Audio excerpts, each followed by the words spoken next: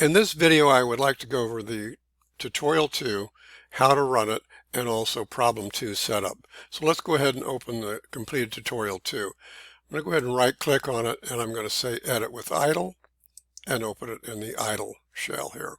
Let me readjust this so we can see it all here. Okay, so this is the completed code. And across the top you see the options of run, options, window, and so on. I want you to click on options and say show line numbers. Putting line numbers on your program will allow you, if an error occurs, to see the actual line where it occurred. All right, let's go ahead and run the program. So I'll click on run and run the module. Here it's asking for the make a car. And I'm going to enter Honda, the beginning mileage 2344, the ending mileage 4200, the number of gallons used, and it produces a report. Make a car is Honda, total miles, miles per gallon, and that's the program. Of course, you're going to snip the output here as well as the program itself, combine those two in a Word file, and do a file upload for the problem. Let's take a look at problem 2. I'll go ahead and close these and open up the problem 2 shell. So here's a shell. I'm going to put this side by side so we can kind of compare and take a look at what we might want to do here. And I'll go ahead and open up the completed tutorial 2 right next to it.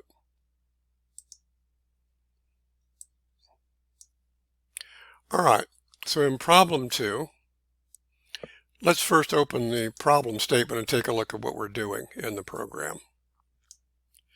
So in this program, you're going to go through it one time, and you're going to ask for a customer name and then 5 purchases that they've made.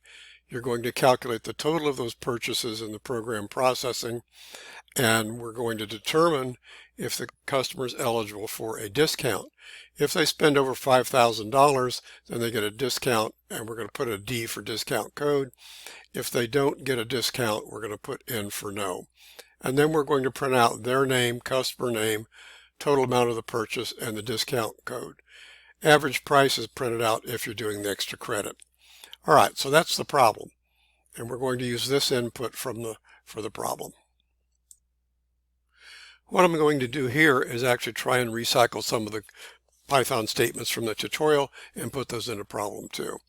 So over here on the right in problem 2, it says initialize variables. Over here we have some variables. The variables will change in problem 2 because they are going to be the customer name and purchase 1 through purchase 5. So let's go over here and just copy this first one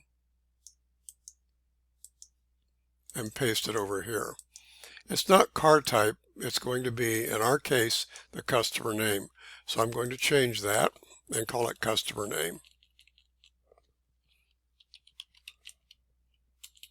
Now you can use any abbreviation you want, I'm just spelling it out. Now notice in a variable name we cannot put a space, so customer name has to be run together. And it's not equal to no car, we're just going to say no name. Actually, you don't have to put anything in there, it just has to be a double set of quotes there. All right, so that's the first one. I'll get some space here, I'll bring that down.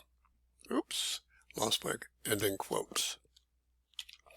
All right, so we have purchase 1 through purchase 5. So let's go ahead and put that in. So I'm going to copy start miles and put that over here. And it's not start miles, it is purchase 1. And I'm just going to put P1 for purchase 1. Minimize my work. Okay, so I've put in P1 for purchase 1. I'll put in P2 equals 0, and so on. You get the idea. I'm not going to put all of those in the program for you. We also need something in here as a variable for the message. So I've highlighted over here the car message. I'll copy that and I'll paste it in over here. Get to a new line. And so it's not car message anymore. It is going to be discount message.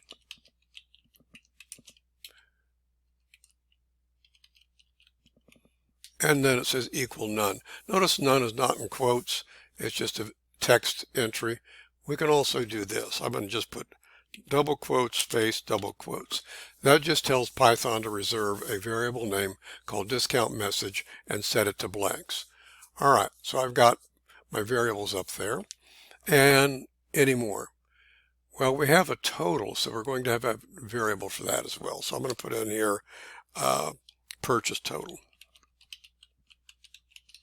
Now you can use any variable names you want. I'm just setting my variable names here to make them somewhat, related to what we're doing. All right, print the report title. Let's go over and get it from the tutorial. So I'll come over here, copy that, paste it into my program, and of course now I got to change it, put my name in there.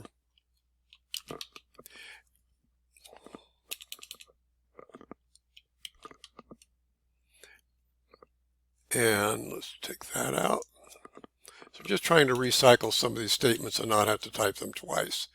And this is problem 2.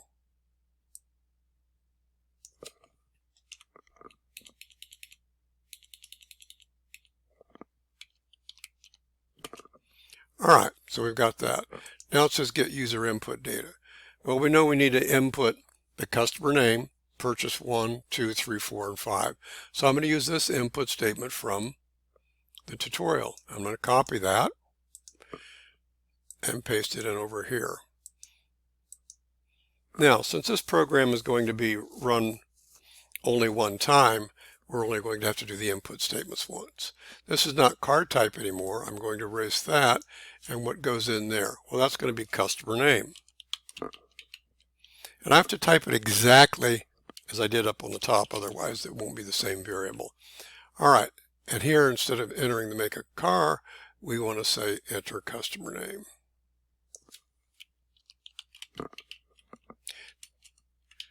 Now notice here that it's actually customer space name because we're using this in an English type sentence and we want the words to be with spaces in between. Okay, so I've got the customer name. Now I got my first input statement, and I'll copy the start miles over here, use that, recycle it, paste it in here in the program, and it's not start miles, it's P1. All right, and case matters, so if I put a capital P here and I have a capital P up here, I have to do that. And notice here my P2 is lowercase, so I've got to be consistent. Either uppercase or lowercase when I use them in the program. All right, so input, what do I want here? I want to enter purchase 1.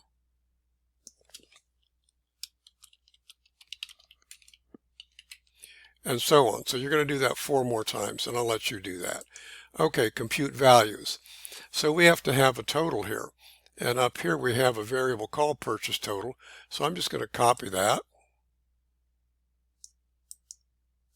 paste it in here under compute values, and it's going to be equal to P1 plus P2 and so on. And I'll let you do that. And I'll go up here and change this, make sure that my purchase 2 is a capital P to be consistent.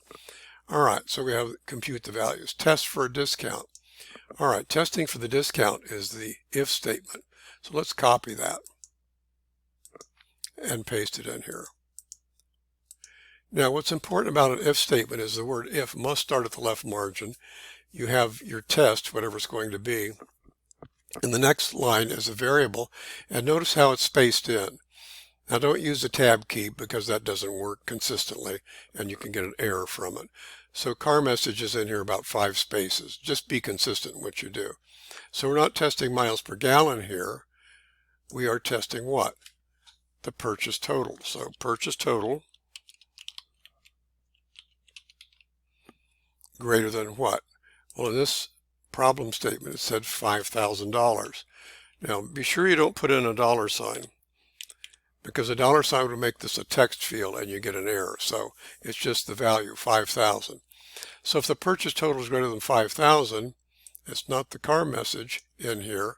What is it going to be? It's going to be the discount message. And the discount message, we didn't say yes, it's just going to be capital D for a discount. And otherwise, the discount message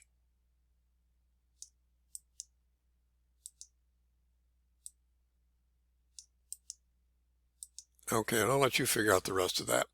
All right, so now we got print detail lines. And detail lines just mean the report.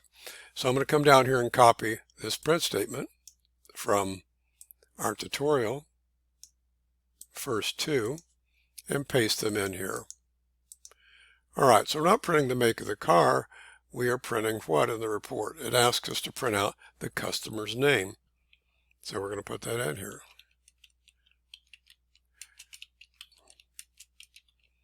And you can word it any way you want. All right, it's not car type, but it is customer name. Now notice I'm using the variable here, so customer name is one word. Over here on this side, I'm using customer name is. That's actually text that will appear on the screen. All right, then we have print.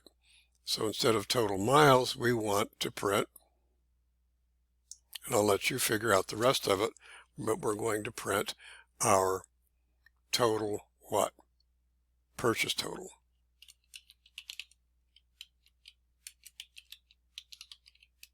And that's the message. I should probably capitalize that.